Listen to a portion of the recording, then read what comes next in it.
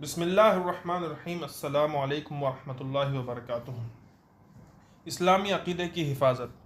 اللہ رب العزت نے اس دنیا کے اندر بہت سارے انبیاء اور رسولوں کو بھیجا تاکہ بنی نوع انسانیت کو ظلمت و ضلالت کے عمیق گڑھے سے نکال کر انہیں نور و ہدایت کی راہ پر گامزن کیا جائے، ان کے اندر صحیح اور غلط، حق و باطل، ان سب کا شعور پیدا کیا جائے اور انہیں اس بات کی طرف بلایا جائے کہ وہ اپنی پوری زندگی احکام الہی کے تابع فرمان ہو کر گزار دیں۔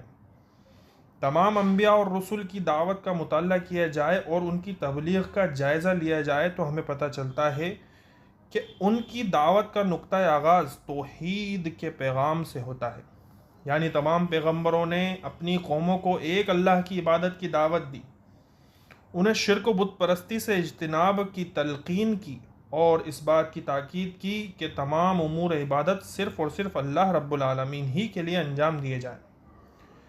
یہی وہ نقطہ تھا جس پر تمام رسولوں کی دعوت متفق تھی۔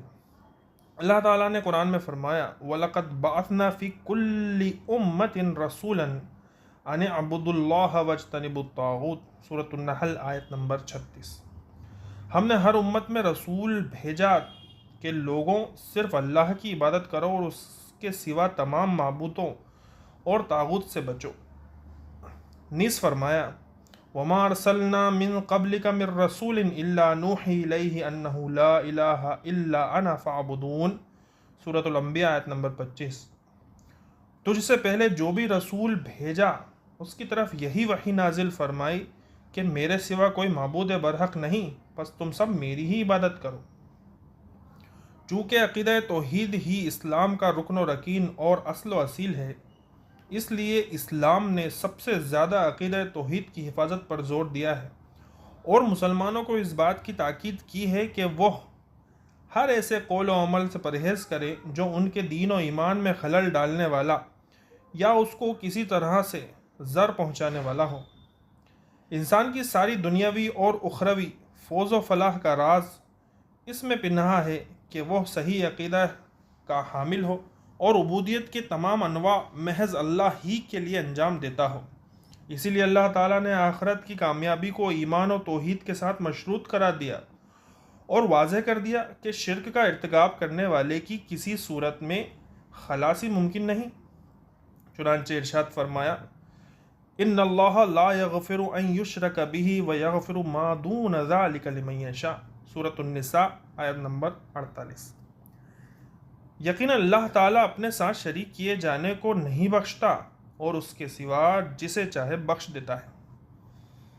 مزید فرمایا انہ من یشرک باللہ فقد حرم اللہ علیہ الجنہ ومأواہ النار، سورۃ المائدہ آیت نمبر 72۔ یقین مانو کہ جو شخص اللہ کے ساتھ شریک کرتا ہے اللہ تعالیٰ نے اس پر جنت حرام کر دی ہے اور اس کا ٹھکانہ جہنم ہی ہے۔ اسلام نے جہاں شرک و بت پرستی کا قلعہ کما کیا اور مسلمانوں کو عقیدہ توحید پر مضبوطی کے ساتھ جمے رہنے کی تلقین کی، وہیں ان تمام راستوں پر بھی قدغن لگا دی جن کے ذریعے شرک کا ادنا سا تصور بھی در آتا ہو۔ شرک کی معمولی سی بو اور اس کا ذرہ برابر شائبہ بھی اسلام کے نزدیک ناقابل برداشت ہے۔ ایک مرتبہ ایک شخص نبی کریم صلی اللہ علیہ وسلم سے کہتا ہے ما شاء اللہ و شئت، یعنی جو اللہ چاہے اور جو آپ چاہیں۔ اس شخص نے ارادہ اور مشیت میں نبی کریم صلی اللہ علیہ وسلم کو اللہ تعالیٰ کا شریک ٹھہرا دیا، حالانکہ اس نے بالقصد ایسا نہیں کیا تھا، لیکن نبی صلی اللہ علیہ وسلم نے اس کو مذکورہ قول پر سخت نوٹس لیتے ہوئے اس کی نکیر کی اور کہا، جس کا ترجمہ ہے یعنی کیا تم نے اللہ کا شریک ٹھہرا دیا؟ کہو جو صرف اللہ چاہے۔ صحیح ادب المفرد 302۔ حدیث قدسی میں ہے اللہ تعالیٰ نے فرمایا میرے بعض بندوں نے حالت ایمان میں صبح کیا اور بعض نے حالت کفر میں، بس جس شخص نے یہ کہا کہ ہم پر اللہ کے فضل اور اس کی رحمت سے بارش ہوئی تو وہ مجھ پر ایمان رکھنے والا اور ستاروں کا انکار کرنے والا ہے، لیکن جس شخص نے یہ کہا کہ ہم پر فلاں فلاں ستاروں کے سبب بارش ہوئی تو ایسا شخص میرا کفر کرنے والا اور ستاروں پر ہی ایمان رکھنے والا ہے۔ معلوم ہوا کہ اسلام شرک کے تمام دروازوں کو مسدود کر کے مسلمانوں کو پکا سچا موحد اور مومن دیکھنا چاہتا ہے، اور انہیں شرک کے چھوٹے سے شائبہ سے بھی محفوظ رکھنا چاہتا ہے۔ یہی وجہ ہے کہ بظاہر معمولی نظر آنے والے مذکورہ دونوں واقعات پر شریعت نے سخت نوٹس لیا اور عقیدہ توحید کے منافی اقوال پر سرزنش کرتے ہوئے مسلمانوں کو اپنے اعتقاد میں پختگی اور بالیدگی پیدا کرنے کی دعوت دی۔ عقیدے کا معاملہ نہایت ہی حساس اور نازک ہوتا ہے۔ اس باب میں ایک مسلمان کو نہایت احتیاط کے ساتھ اور پھک پھک کر قدم اٹھانے کی ضرورت ہے، کیونکہ بسا اوقات ہم سارے اقوال جنہیں بندہ خاطر خواہ اہمیت نہیں دیتا بے دھڑک کے گزرتے ہیں۔ بہت سارے افعال و اعمال جن کی شناعت و قباحت کو وہ نہیں سمجھتا، ان کی گہرائی اور گہرائی تک نہیں پہنچ پاتا اور بے خطر ان کا ارتکاب کر بیٹھتا ہے۔ در حقیقت ایسے اقوال و افعال اس کے عقیدے پر ضرب لگاتے ہیں اور اس کے دین و ایمان میں خلل پیدا کرتے ہیں۔ عقیدے کے باب میں تعبیر نہایت ہی دقیق ہوا کرتی ہے، اور ایک مسلمان کو انہی کلمات کا استعمال کرنا چاہیے جو ماثور اور منقول ہوں۔ شراکت کا ادنا سا تصور بھی توحید کی روح کے منافی ہے۔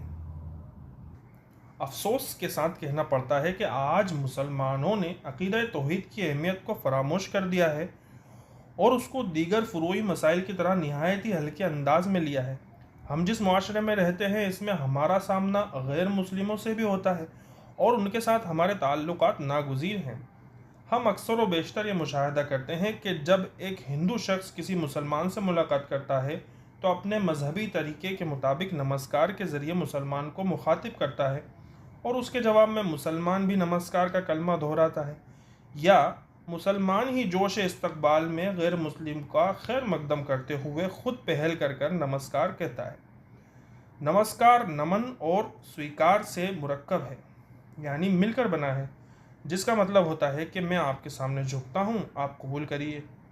علاوہ ازیں وندے ماترم، سوریہ نمسکار، یوگا اور اس قسم کے دوسرے اعمال جو مسلمانوں پر مسلط کیے جا رہے ہیں اور انہیں اس بات پر مجبور کیا جا رہا ہے کہ وہ ان کو قبول کر لیں، ان تمام امور کو ذہن میں رکھتے ہوئے دوسری طرف شریعت میں عقیدہ توحید کی اہمیت نیز اس کی نزاکت کو پیش نظر رکھ کر اس بات پر غور کرنے کی ضرورت ہے کہ کیا اسلام میں اس قسم کا شرکیہ کلمات اور کفریہ اعمال کی ذرا سی بھی گنجائش ہے؟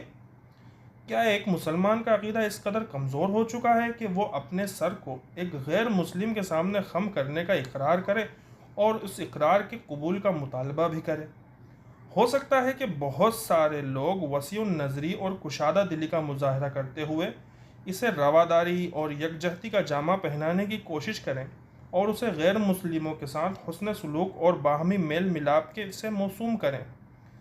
اس سلسلے میں ہمیں چند باتوں کو پیش نظر رکھنا ہوگا۔ نمبر 1،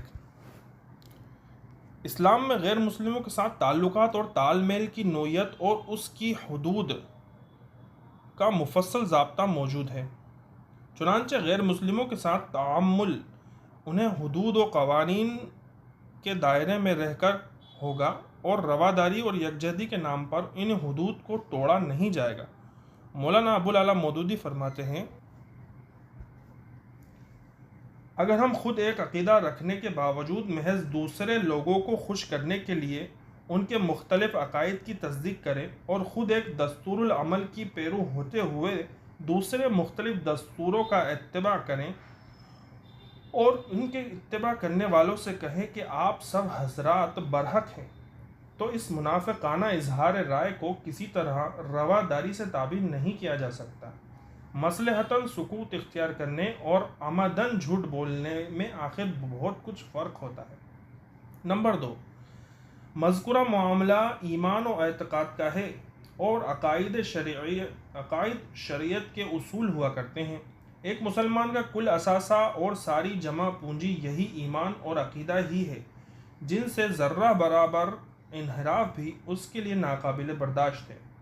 فروعات کے باب میں سرزد ہونے والی خطائیں اللہ تعالیٰ کی مشیت کے ماتحت ہیں کہ اگر وہ چاہے تو ایک گنہگار شخص جس نے فروعات کی ادائیگی میں کسی قسم کی کوتاہی برتی ہو اسے اپنے فضل و کرم سے معاف فرما دے، یا عدل و انصاف کے پیمانے پر اس کے گناہوں کے بقدر سزا دے کر بعد میں اسے جنت نصیب فرمائے، جیسا کہ ڈھیر ساری آیات اور احادیث میں اس کی صراحت ملتی ہے۔ لیکن اصول کا معاملہ ایسا ہے کہ اس سلسلے میں کوئی گناہ قابل معافی نہیں۔ اگر کسی نے قولی، عملی اور اعتقادی کسی طور پر بھی اللہ تعالیٰ کے ساتھ شرک کیا ہے یا شرک کی آمیزش کی ہے تو ایسے شخص کا جرم بہت بڑا ہے۔ نمبر 3، مسلمانوں کی اپنی ایک الگ تہذیب اور منفرد شناخت ہے۔ اسلام اس بات کا قطعاً اجازت نہیں دیتا کہ مسلمان اپنی تہذیب و شناخت سے سر منہ انحراف کرے یا غیر مسلموں کے مخصوص کلچر کو اپنائے جو اسلام کی تعلیمات سے ٹکراتا بھی ہو۔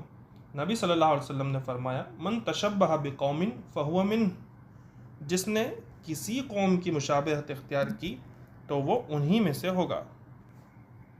ان تمام معروضات کو پیش نظر رکھتے ہوئے غیر مسلموں کے ساتھ ربط و تعامل کے وقت ایک مسلمان کو شرعی حدود میں رہنا چاہیے۔ مذہبی رواداری، قومی یکجہتی، فرقہ وارانہ ہم آہنگی اور ان جیسے خوشنما اور پرفریب نعروں کی حقیقت کو سمجھتے ہوئے ان کے بہکاوے میں نہیں آنا چاہیے۔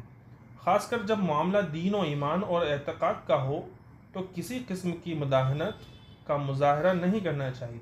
اس سلسلے میں معمولی سی لغزش اور ہلکی سی غلطی بھی ایک موحد کے عقیدے میں نقب لگا سکتی ہے، اس کو نقصان پہنچا سکتی ہے۔ اس غلط فہمی میں ہرگز مبتلا نہیں رہنا چاہیے کہ شرک کا وقوع بڑے بڑے افعال و اعمال کی انجام دہی کے سبب ہی ہوتا ہے، اور یہ تو بہت چھوٹی اور معمولی بات ہے۔ آدمی کو جہنم رسید کرنے کے لیے محض ایک کلمہ ہی کافی ہوتا ہے۔ جیسا بخاری کی حدیث میں ہے، اللہ کے نبی صلی اللہ علیہ وسلم نے فرمایا، بندہ اللہ تعالیٰ کی ناراضگی کا ایک کلمہ کہہ دیتا ہے اور اس کی پرواہ نہیں کرتا، لیکن اسی ایک کلمے کے سبب جہنم رسید ہو جاتا ہے۔